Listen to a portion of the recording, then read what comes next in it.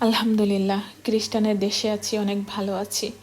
এই নিউজগুলো বসে বসে দেখতেছি আর নিজের খুবই দুঃখ হচ্ছে, লজ্জাবোধ হচ্ছে যে আমাদের মুসলমান দেশের মানুষগুলা কেন এমন হয়ে যাচ্ছে। নিজের স্বার্থের জন্য এক নিমিষেই পিছনের দিনগুলো সব ভুলে গেলাম। এ দেশের রাজনীতি এত নোংরামি না। আমাদের দেশের রাজনীতি কেন এত নোংরামি?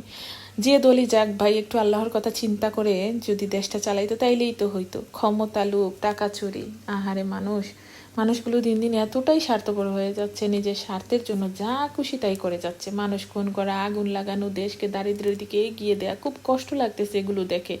অথচ এক ফোঁটা বাতাস বের হয়ে গেলেই শেষ।